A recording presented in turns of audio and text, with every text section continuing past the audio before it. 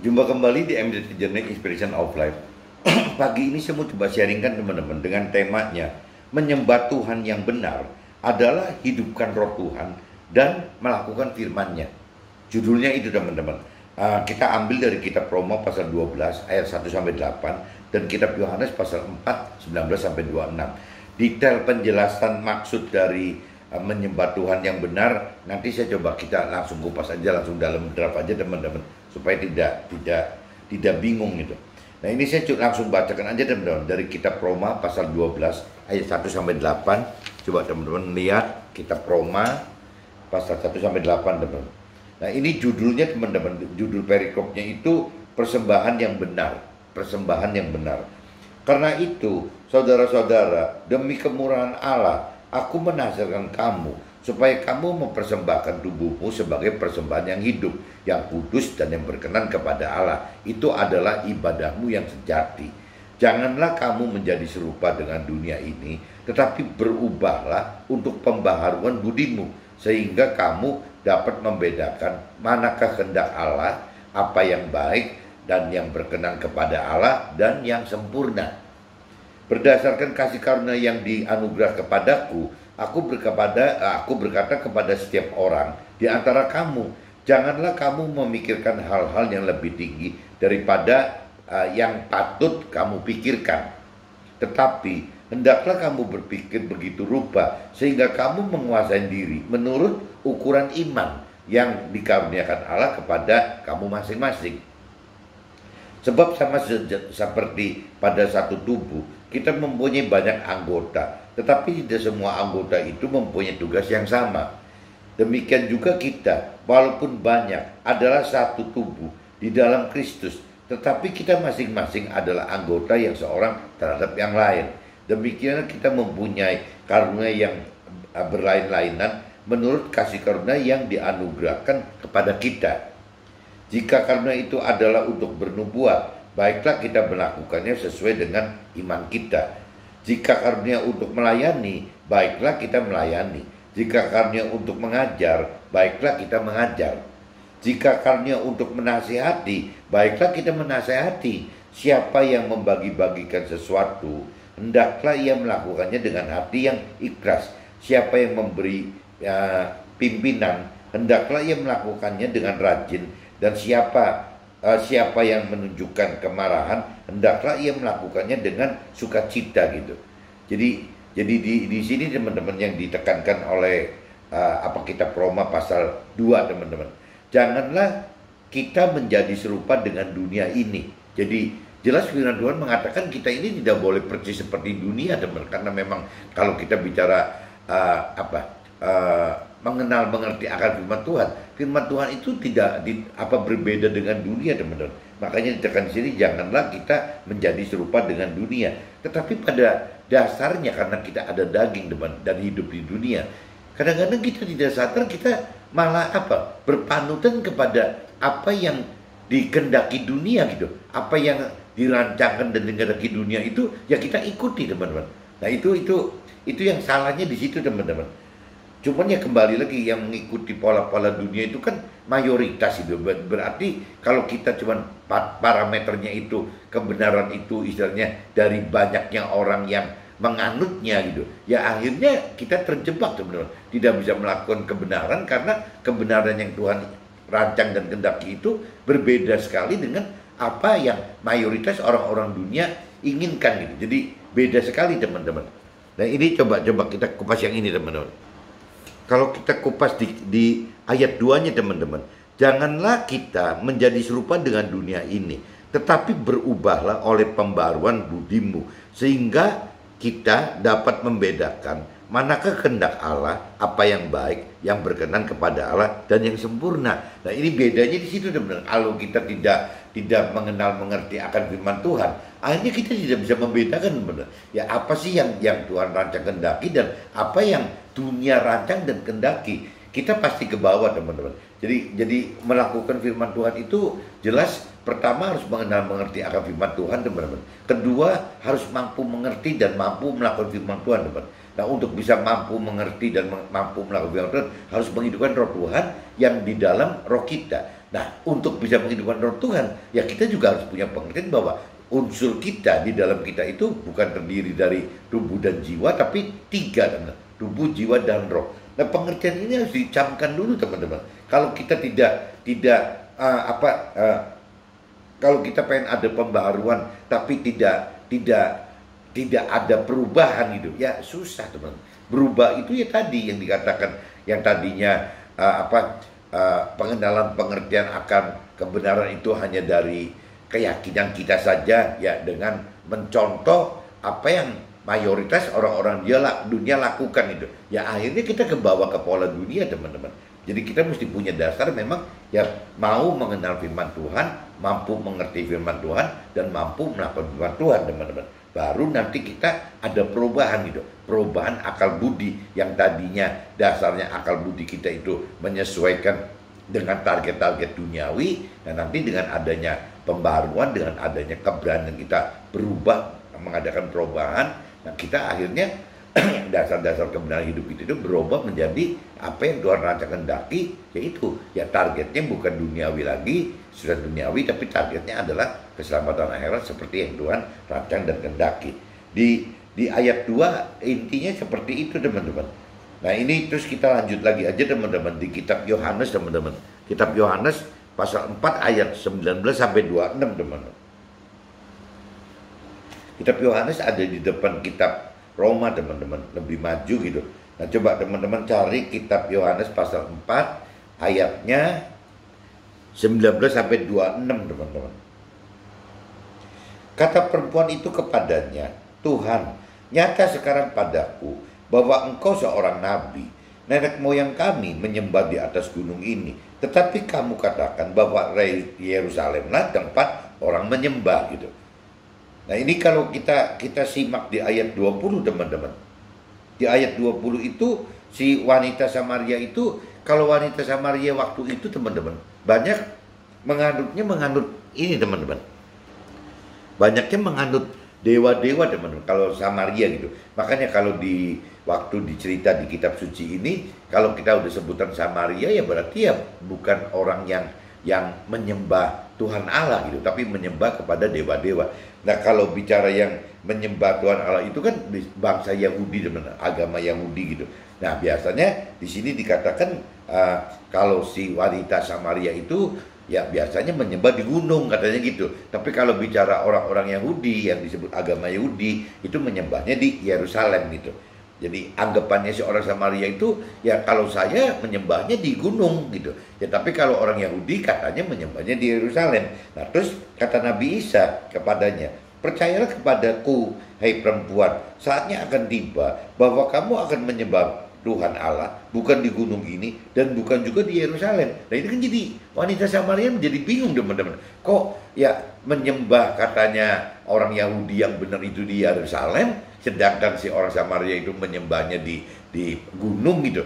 Tapi kok Nabi Isa katakan tidak ada yang benar dua-duanya, teman-teman. Tidak menyembah di gunung dan tidak menyembah di bait di Yerusalem gitu. Kamu menyembah apa yang tidak kamu kenal, kami menyembah apa yang kami kenal, sebab keselamatan datang dari bangsa Yahudi. Tetapi karena waktu itu, teman-teman, bangsa Yahudi itu ya agama itu saat itu cuma satu kan, baru ada agama Yahudi gitu. Jadi waktu itu yang namanya agama Nasrani dan agama Muslim itu belum lahir, teman-teman, belum ada gitu. Jadi ya tetap di kitab suci akan nyebutnya ya agama Yahudi gitu, karena tidak ada perbandingan dengan agama Nasrani atau agama Muslim, nggak ada. Waktu itu ya cerita cuma adanya agama Yahudi gitu. Tetapi saatnya akan datang, sudah tiba sekarang bahwa penyembah-penyembah benar akan menyembah Tuhan Allah dalam roh dan kebenaran, sebab Tuhan Allah menghendaki penyembahan-penyembahan demikian. Nah, jadi Nabi Isa jelaskan ke wanita Samaria itu bahwa yang benar itu sebenarnya bukan menyembah di gunung-gunung gitu, ya juga bukan menyembah hanya menyembah di bait suci, di bait sucinya Yerusalem gitu. Tapi yang benar itu adalah bagaimana yang menyembah Tuhan Allah dalam roh dan kebenaran itu. Berarti kan kalau kita udah kita udah lebih dalam mengenal mengerti akan firman Tuhan, teman-teman, kita bisa bedakan apa sih maksudnya menyembah dalam roh dan kebenaran itu. Nah, kalau diartikan pakai bahasa yang universal, menyembah dalam roh dan kebenaran itu adalah, roh itu kan berarti kan bagaimana kita menghidupkan roh Tuhan, teman. Bagaimana kita menghidupkan roh Tuhan di dalam kita itu gitu. Karena memang Tuhan udah berikan roh Tuhan di dalam kita. Nah, problemnya balik lagi, kita mengenal nggak, kita mengerti nggak bahwa di dalam kita itu ada roh Tuhan gitu, yang dimana bersemayam di dalam roh kita. Nah, roh kitanya kan Tuhan udah beri gitu. Tinggal problemnya, roh kita itu sudah dikenal belum bahwa di dalam kita, di dalam manusia itu ada roh yang Tuhan berikan kepada setiap manusia. Itu roh kitanya gitu. Nah, roh kita itu adalah wadah, tempat, bait gitu. Ya, roh Tuhan di dalam kita, teman-teman. Nah, kalau kita udah tahu bahwa di dalam kita ada roh kita, dan roh kita itu menghidupkan roh Tuhan di dalam roh kita, ya otomatis yang namanya menyembah itu ya berarti kan menyembah dengan roh yang bersama dengan roh Tuhan, teman. Dan dengan dalam kebenaran. Kebenaran itu kan tidak jauh kan dari firman Tuhan. Jadi apabila kita menyembah Tuhan, itu berarti kan kuncinya bukan di gunung, teman-teman, bukan hanya di bait suci, tapi di kita sendiri, di dalam roh kita. Di dalam roh kita menghidupkan roh Tuhan, dan juga di dalam kita ya menghidupkan firman Tuhan gitu, teman. Jadi dua-duanya harus hidup. Nah, kalau kita udah bicara kita menghidupkan roh Tuhan, kita juga menghidupkan firman Tuhan, berarti kan bukan menyembah Tuhan itu tidak hanya waktu-waktu tertentu, teman. Setiap saat selama 24 jam ya kita bisa menyembah Tuhan gitu. Tidak perlu harus dengan pola pikir menyembah itu apabila kita ada di gunung, kata orang Samarianya. Ya, menyembah itu kata orang Yahudi apabila ada di bait suci, di dalam bait suci di kota Yerusalem gitu. Kan parameternya bukan begitu, teman. Ya, Nabi Isa ajarkan bahwa menyembah Tuhan Allah yang benar itu adalah setiap saat, teman. Setiap saat, bukan di hari tertentu atau di jam tertentu. Setiap saat kita harus menyembah Tuhan Allah. Nah, untuk bisa menyembah Tuhan Allah setiap saat, ya tadi, ya kita harus menyembah dalam roh, dalam arti kata menghidupkan roh Tuhan di dalam roh kita, dan juga kita harus menghidupkan firman Tuhan di dalam kehidupan kita, teman-teman. Berarti kita hidup itu ada roh Tuhan dan ada firman Tuhan. Nah, kalau kita hidup ada roh Tuhan dan firman Tuhan, akhirnya parameter yang namanya di gunung menyembahnya, yang namanya di bait suci Yerusalem menyembahnya, bahkan orang-orang Nasrani yang saya tahu, teman-teman, kadang-kadang menyamakan gitu. Kalau cerita di Al-Quran yang saya tahu gitu, bahwa yang namanya orang Muslim mesti naik haji gitu ya, misalnya ke Mekah gitu, itu kan di Al-Qurannya tercantum dong. Ya, itu kan tetap Tuhan sarankan gitu, dari sisi Al-Quran itu menyarankan kita yang mampu itu gitu, orang Muslim yang mampu itu harus naik haji ke sana, teman-teman. Itu sebagai kayak bentuk perintah dari firman Tuhan itu. Nah, ini kadang-kadang orang Nasrani yang tidak mengerti akan kitab sucinya gitu, atau akan Alkitab, akhirnya Alkitab disama-samakan dengan Al-Quran gitu. Padahal kalau yang saya tahu, tidak ada tuh perintah di dalam firman Tuhan yang mengharuskan bahwa orang Nasrani itu harus ke tanah suci gitu, di Yerusalem gitu. Nggak ada perintah begitu. Beda dengan yang saya tahu, ini sharing dengan teman-teman yang Muslim gitu. Yang saya tahu di Al-Quran itu katanya ada gitu. Ya ada perintah bahwa ya kalau orang Muslim yang mampu itu ya harus berangkat, diperintahkan Tuhan Allah berangkat ke Mekah gitu, yang disebut tanah suci. Tapi orang Nasrani yang tidak mengerti akan firman, kadang-kadang menyamakan diri, teman-teman. Kalau orang Muslim bisa punya tanah sucinya di Mekah, ya orang yang kurang mengerti akan firman Tuhan, ya, atau orang yang berkeyakinan itu, yang ngaku percaya Tuhan dan ngaku mengenal Tuhan tapi tidak dengan firman Tuhan, dengan dasar-dasar firman Tuhan, akhirnya menyamakan diri bahwa ya udah, berarti kalau tanah sucinya orang Muslim adalah Mekah, tanah sucinya orang Nasrani adalah Yerusalem gitu. Padahal kan kalau kita bicara orang Muslim tanah sucinya di Mekah itu kan memang ada instruksi di Al-Quran gitu. Tapi kalau bicara tanah sucinya orang Nasrani di Yerusalem itu, di kitab sucinya nggak ada kok, nggak ada perintah harus begitu gitu. Nah, cuman banyak orang yang mensalah persepsikan seperti itu, teman-teman. Jadi anggapnya ya bahwa kalau saya ke Yerusalem ya berarti saya benar-benar bisa menyembah Tuhan dengan lebih maksimal. Lah padahal Tuhan katakan di sini ya menyembah itu bukan di bait suci dimanapun juga, bukan di gunung dimanapun juga gitu ya, tapi di dalam roh kita. Ya, bagaimana kita menghidupkan roh kita itu dengan roh Tuhan, dan bagaimana kita menghidupkan firman Tuhan di dalam kehidupan kita. Jadi ini yang perlu ada pembaharuan teman-teman, ada pembaharuan yang memang yang harus kita berubah gitu. Pengenalan pengertian akan firman Tuhan itu harus berubah teman-teman. Maksudnya gitu teman-teman. Jadi yang saya khawatir itu bukan cuman perempuan Samaria ini, tapi jangan-jangan banyak di antara kita juga mengalami hal ketidakmengertian seperti si perempuan Samaria ini gitu.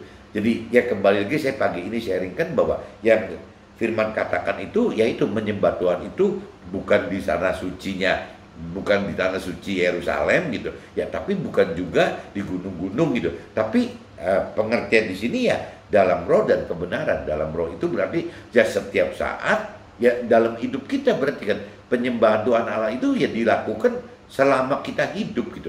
24 jam dalam sehari kita hidup ya kita menyembah Tuhan dengan perbuatan-perbuatan kita. Ya pengen kita sekarang misalnya kalau seumur saya istilahnya bangun tidur ya menyembah Tuhan, ya waktu setelah kerja juga berarti ya menyembah Tuhan gitu, ya jam bubar pulang olahraga yang menyembah Tuhan, sampai tidur lagi yang menyembah Tuhan. Jadi 24 jam teman-teman, nggak bisa dihitung-hitung jamnya jam berapa, nggak bisa gitu. Itu satu. Kedua, hari juga sama teman-teman, nggak ada yang namanya nanti kalau menyembah Tuhan itu nanti aja hari Minggu gitu. Orang Nasrani kan parameter hari suci Minggu. Nah orang Islam kan, Muslim kan hari sucinya kan Jumat. Nah di Nasrani itu nggak bisa dengan parameter kalau menyembah Tuhan itu cuma hari Minggu, ya nggak bisa begitu gitu. Ya tetap setiap saat gitu. Kalau Minggu itu ya cuma ibadah bersama-sama ya untuk bisa ya mendengarkan firman dari mentor rohaniawan yang ada di dalam tempat ibadah itu sebenarnya. Kita itu sekalian ketemu komunitas kan teman-teman yang di tempat ibadah kita gitu. Jadi intinya gitu teman-teman.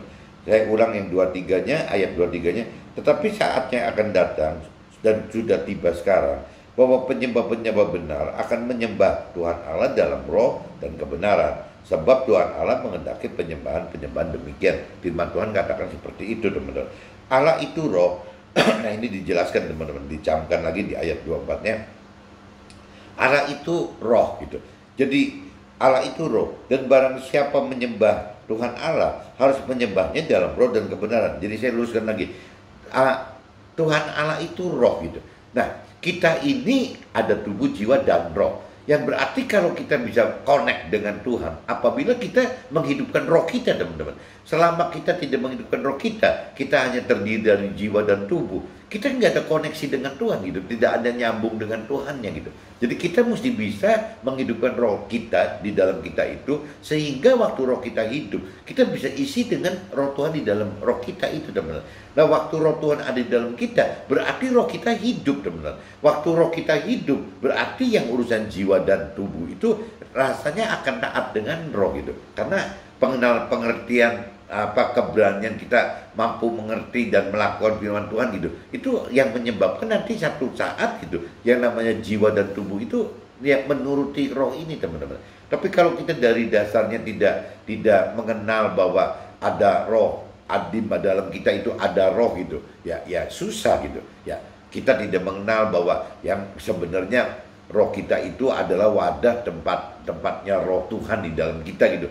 Nah kalau kita sudah tidak seperti itu, ya tidak akan mengerti yang maksud apa Tuhan kehendaki sebut gitu loh. Penyembahan yang Tuhan kehendaki itu kan yang penyembahan dalam roh dan kebenaran tadi gitu. Nanti akhirnya jadi nggak nyambung teman-teman, karena unsur rohnya nggak dihidupkan. Padahal Allah itu roh, dan barang siapa menyembah Tuhan Allah harus menyembahnya dalam roh dan kebenaran. Jadi kalau kita tidak menyembah dalam roh gitu, ya kita tidak menyembah di dalam konteksnya firman Tuhan, ya namanya tidak menyembah Tuhan Allah teman-teman.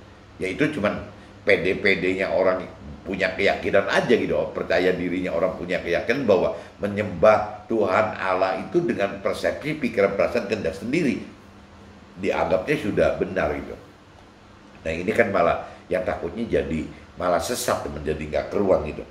Nah jawab si perempuan Samaria itu kepada Nabi Isa, aku tahu bahwa Mesias akan datang yang disebut juga Kristus. Apabila ia datang, ia akan memberitakan segala sesuatu kepada kami.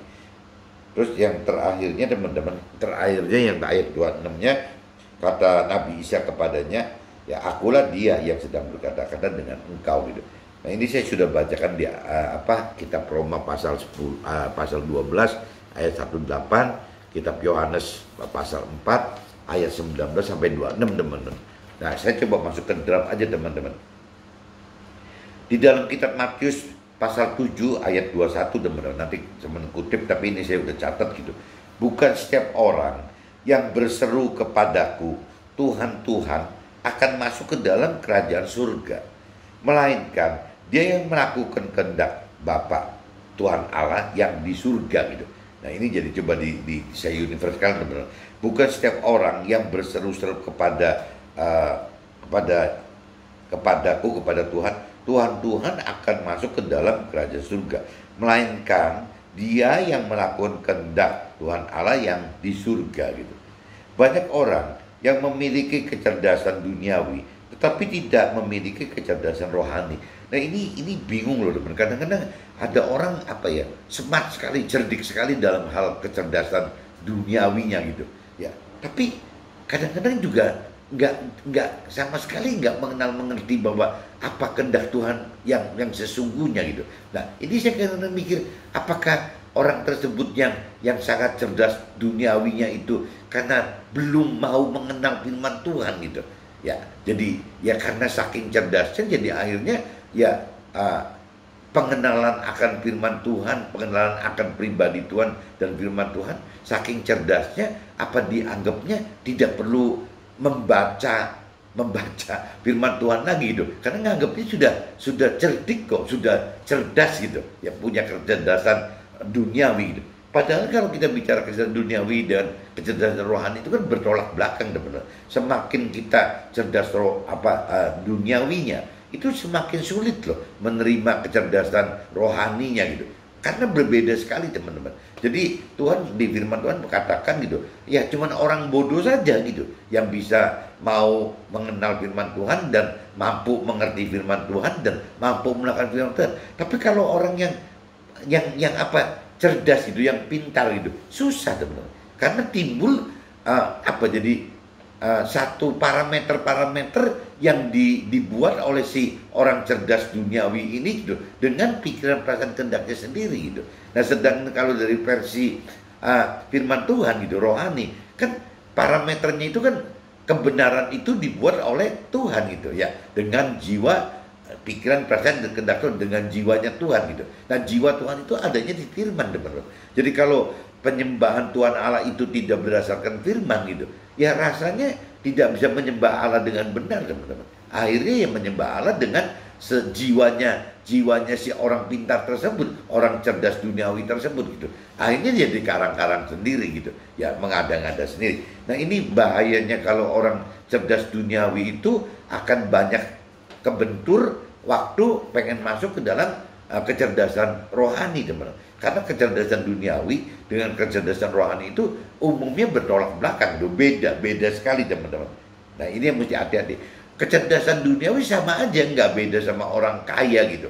Kalau kecerdasan duniawi kan adanya di dalam kita gitu. Kalau bicara orang kaya itu kan kelihatan gitu, adanya di luar kita ya, ada harta bendanya apa kelihatan semua gitu. Nah, tapi dua-duanya teman-teman ini bahaya sekali gitu. Yang namanya kecerdasan duniawi itu firman Tuhan ingatkan bahwa orang pintar itu susah gitu. Kenapa? Karena orang bodoh saja, hanya orang bodoh saja yang bisa mau mengerti firman Tuhan dan mau melakukan firman Tuhan. Itu firman Tuhan katakan gitu, harus bodoh gitu. Kalau kita pintar susah. Nah sebaliknya orang kaya juga ada, dikatakan orang kaya itu sulit masuk surga. Kenapa? Karena mereka sudah anggap hidup di dunia itu sudah dimiliki semua gitu. Keamanan, kenyamanan, segala macam itu dia udah punya. Jadi akhirnya parameternya itu bukan parameter hidup nanti di alam akhirat, tapi parameternya adalah bagaimana hidup di dunia ini teman-teman.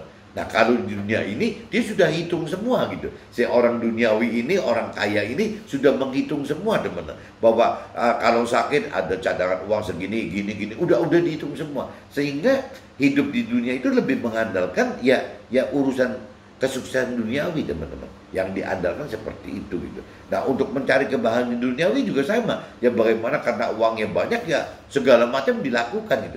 Yang penting bisa dapatkan sukacita. Nah, padahal kalau firman Tuhan katakan sukacita di dalam dunia itu justru yang membuat orang tidak bisa mau berpindah dari dunia ke dalam akhirat gitu. Nah, kalau firman Tuhan katakan hidup di dunia ini yang kita harapkan itu benarnya bukan sukacita teman-teman, tapi damai sejahtera. Damai sejahtera itu bisa kita dapat selama hidup di dunia. Kalau cerita di akhirat pasti dapat damai sejahtera teman. Karena memang kalau sudah masuk dalam surga ya pasti kehidupannya damai sejahtera. Tapi yang di dalam dunia ini teman masih ada perbedaan ya.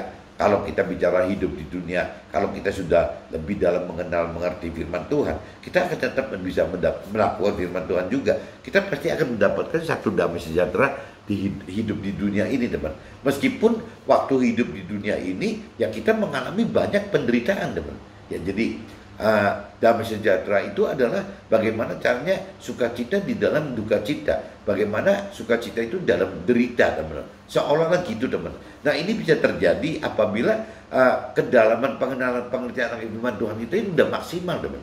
Iman kita itu udah di level atas gitu. Karena kembali lagi karena kita mau dan mampu melakukan firman Tuhan.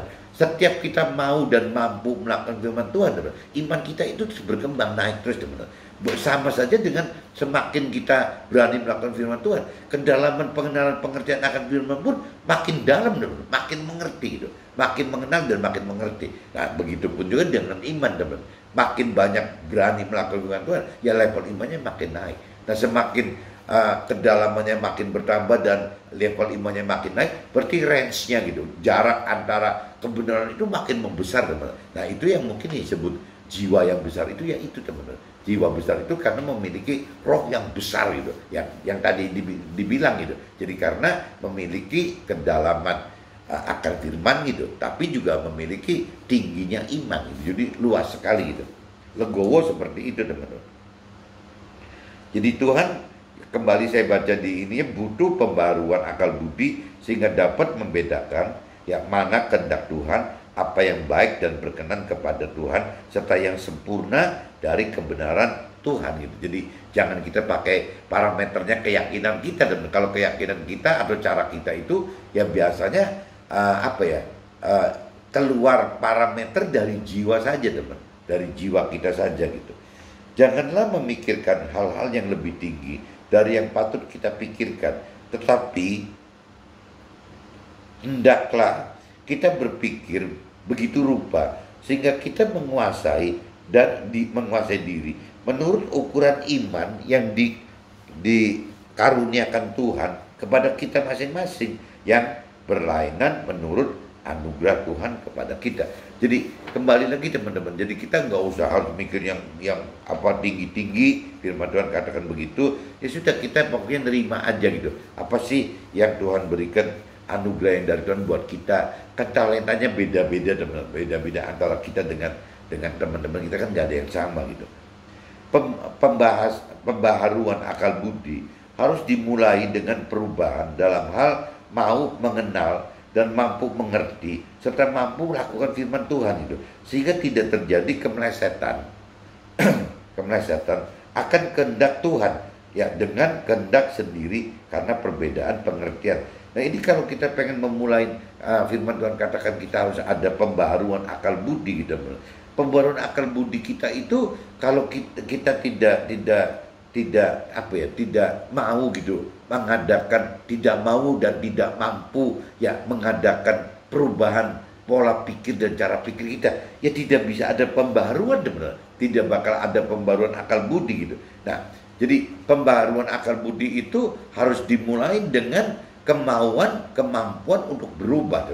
Ya kalau di istilah di rohaninya kan sering disebutnya metamorfosa gitu. Bagaimana manusia itu harus mengalami perubahan seperti proses kepompong ulat menjadi kepompong dan juga menjadi kupu-kupu gitu. Itu kan sebutnya metamorfosa, teman-teman. Nah, ini manusia rohani juga harusnya firman Tuhan katakan begitu. Ya, kita harus bisa kalau pengen membarui akal budi kita ya harus berani berubah gitu. Nah, berubah itu adalah yaitu mengalami proses metamorfosa, kalau diibaratkan ulat menjadi kepompong dan kupu-kupu. Nah, proses jadi ulat, dari ulat menjadi kepompong kupu-kupu, teman. Itu kan ada proses kepompong, teman.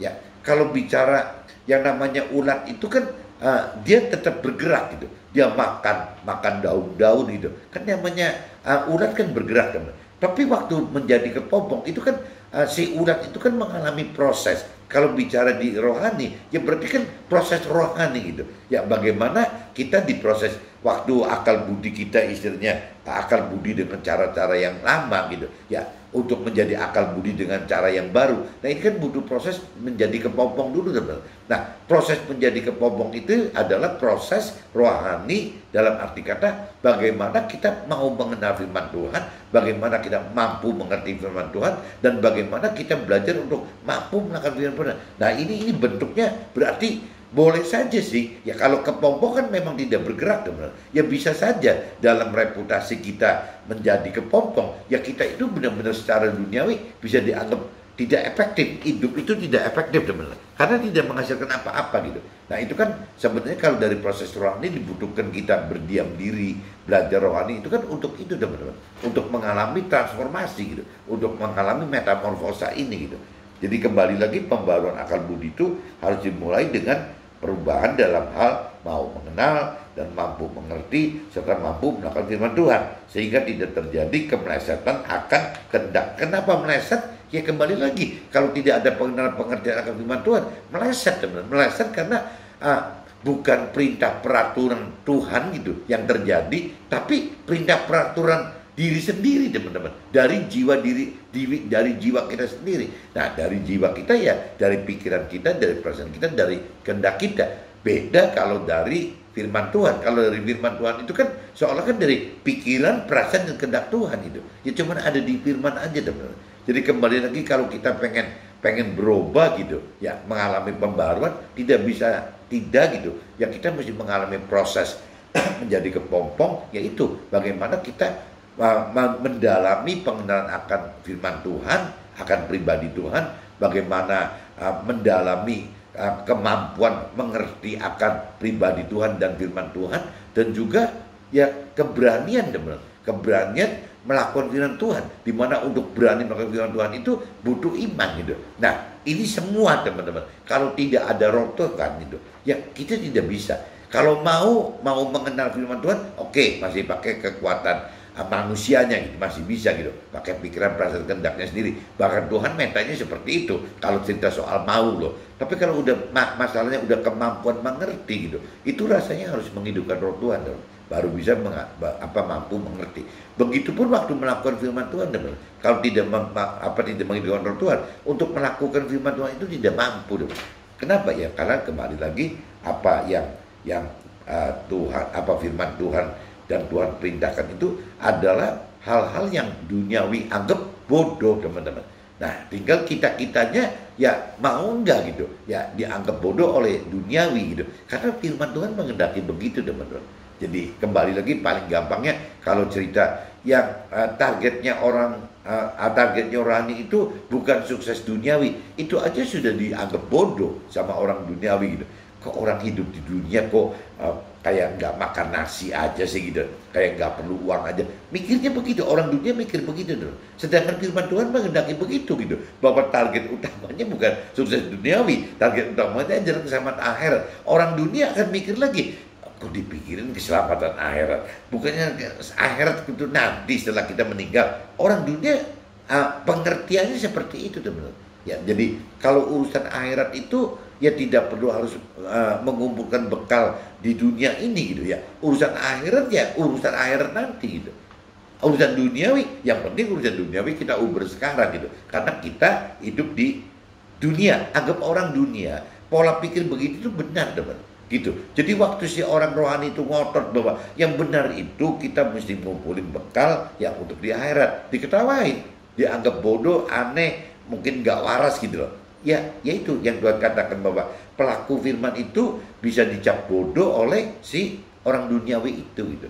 Nah, ini konsekuensinya apa ya? Bukan cuma melakukan firman. Kita ceritain contoh sharing seperti ini gitu, kesaksian seperti ini. Saya anggap hal seperti ini juga jangankan teman-teman gitu, saya sendiri men-sharingkan juga merasa aneh gitu. Ya kenapa sih mesti begini men-sharingkan? Emangnya semua orang bisa nerima apa sharing saya gitu? Apa bukan nanti orang anggap saya bodoh, aneh, gila gitu?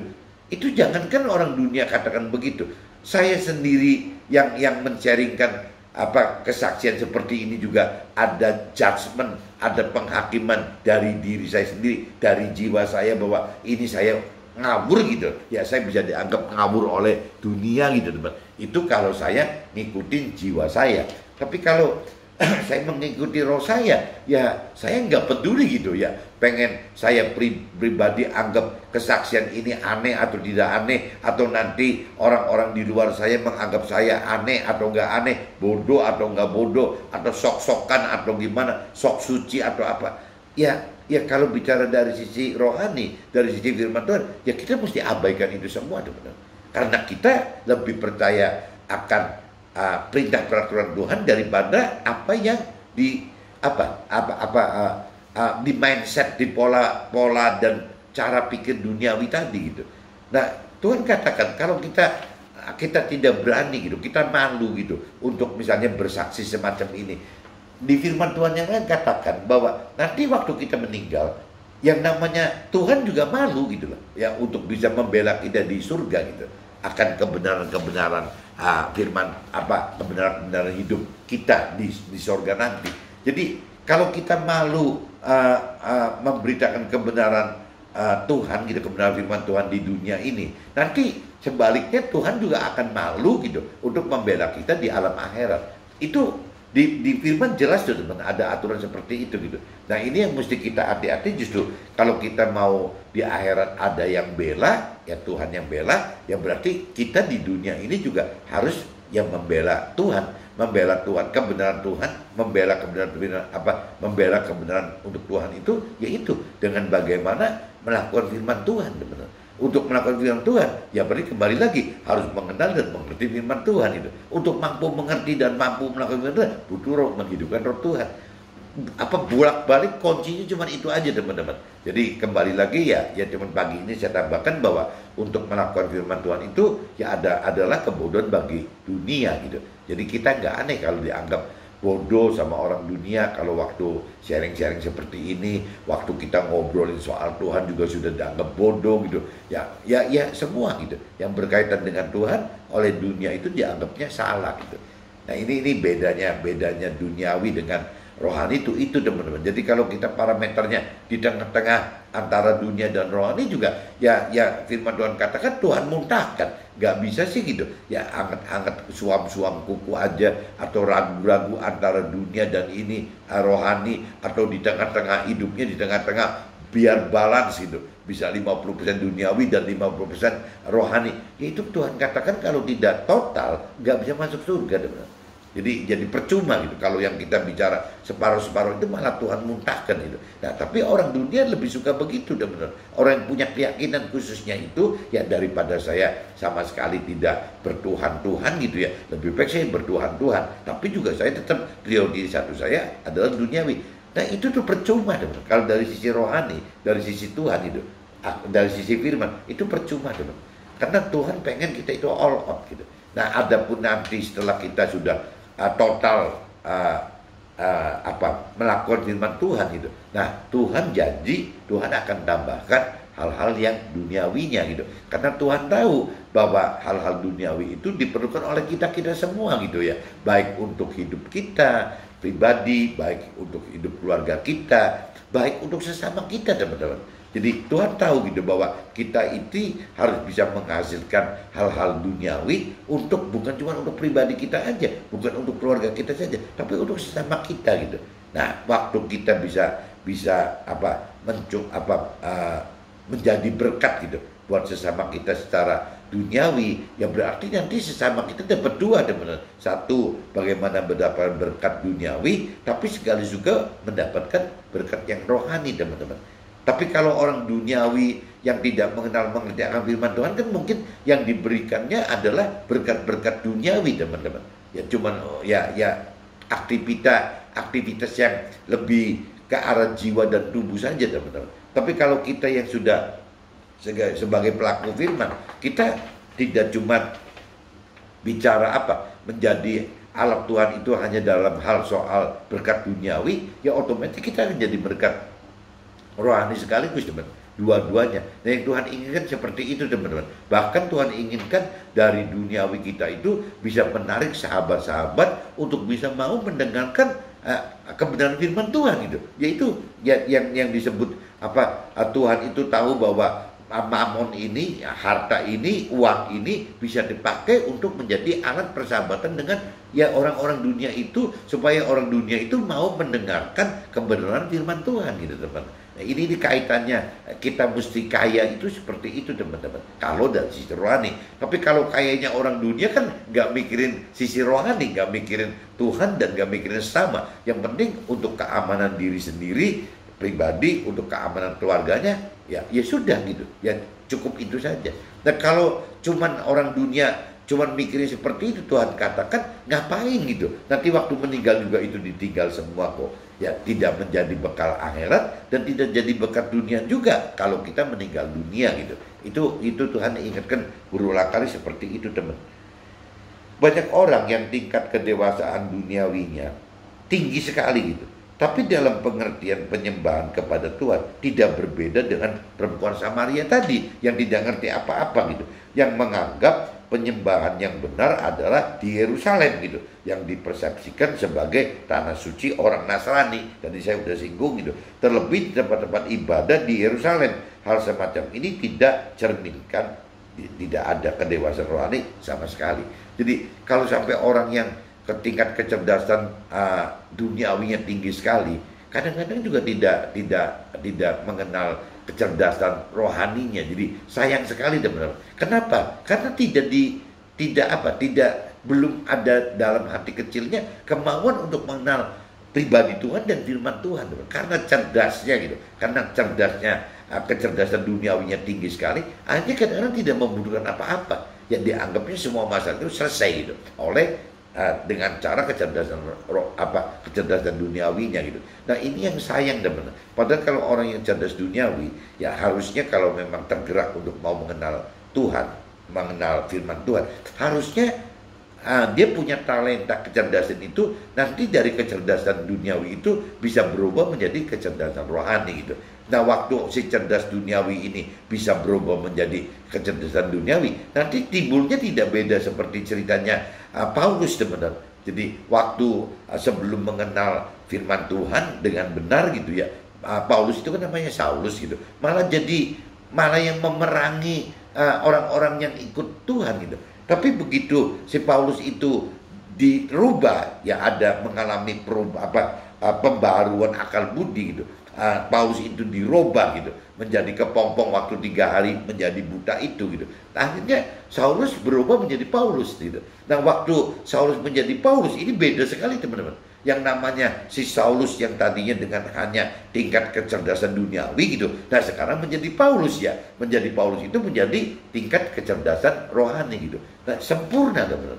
Jadi dasar yang namanya kecerdasan duniawi Tuhan tidak buang itu, karena itu adalah karunia yang Tuhan berikan kepada si Saulus itu. Cuman karena polanya Saulusnya salah, akhirnya harus diberesin dulu. Nah, setelah sudah beres, ya akan menjadi talenta gitu ya. Tadi katakan anugerah yang dari Tuhan itu gitu. Jadi kecerdasan duniawi dipakai ke dalam kecerdasan rohani. Itu yang diharapkan begitu, teman. Jadi orang cerdas duniawi itu benar-benar loh. Itu kalau benar-benar bisa ikut Tuhan itu, Tuhan akan senang gitu. Karena yang timbul Paulus baru gitu. Saulusnya hilang menjadi Paulus baru. Yang ini mesti teman-teman yang cerdas duniawi, ayo buru-buru sadar untuk bisa jadi Paulus gitu. Butuh perubahan cara dan pola pikir untuk dapat mengenal dan mengerti kitab Yohanes pasal 4:24, teman-teman. Bunyinya, Allah itu roh, dan barang siapa menyembah dia harus menyembahnya dalam roh dan kebenaran. Dalam roh adalah menghidupkan roh Tuhan, dan dalam menghidupkan roh Tuhan dalam roh kita, dan kebenaran adalah yang melakukan firman Tuhan. Jadi kembali lagi di kitab Yohanes pasal 4:24 dicapkan begitu, teman-teman. Jadi kalau orang benar-benar dari hati kecilnya menyembah kepada Tuhan Allah, tidak ada cara lain, teman-teman. Menyembah itu harus di dalam roh gitu, dalam arti kata bersama roh Tuhan, di dalam roh kita gitu loh. Ya, menghidupkan roh Tuhan gitu. Itu baru bicara menyembah dalam roh. Tapi tetap dengan dasar-dasar ya firman Tuhan, teman-teman. Dalam kebenaran firman Tuhan itu. Jadi dua, teman-teman, menyembah Tuhan Allah yang benar itu bukan dengan pikiran perasaan kehendaknya jiwa kita sendiri, tapi dengan pikiran perasaan kehendaknya Tuhan Allah yang tercermin di dalam yaitu ya firman Tuhan. Kita harus lebih mengenal mengerti firman Tuhan, melakukan firman Tuhan, dan juga harus menghidupkan roh Tuhan, teman. Menghidupkan roh Tuhan di dalam roh kita supaya kita mampu mengerti dan mampu melakukan firman Tuhan. Kurang lebihnya pagi ini saya jelaskan seperti ini, teman-teman. Jadi kembali lagi yang saya perlu ingatkan di dalam temanya gitu ya, bahwa menyembah Tuhan yang benar adalah hidupkan roh Tuhan dan lakukan firman-Nya. Jadi kalau kita tidak menghidupkan roh Tuhannya dan kita tidak melakukan firman-Nya, Tuhan, jangan anggap bahwa kita itu menyembah Tuhan dengan benar gitu. Ya, jadi jangan sampai yang tadi saya katakan kayak orang yang tingkat kecerdasan duniawinya tinggi sekali, tapi karena tidak ada pembaruan akal budi, tidak ada proses perubahan gitu dari manusia duniawi menjadi rohani, tidak mengalami proses seperti ulat kepompong menjadi kupu-kupu, tidak mengalami proses menjadi kepompong. Ya, ini akhirnya tidak bisa mengalami perubahan, pembaruan akal budi, teman-teman. Karena memang tidak melakukan perubahan gitu. Nah, ini teman-teman coba camkan ya, mestinya kalau memang teman-teman memiliki kecerdasan duniawi yang bagus gitu, yang level tinggi, harusnya itu adalah anugerah yang dari Tuhan. Tinggal bagaimana teman-teman yang mempunyai kecerdasan duniawi yang tinggi itu ya harus mengalami pembaruan akal budi supaya bisa menjadi alat Tuhan, teman-teman. Ini yang akan jadi maksimal untuk Tuhan nantinya gitu. Seperti cerita Saulus menjadi Paulus. Oke, teman-teman, see you, bye-bye.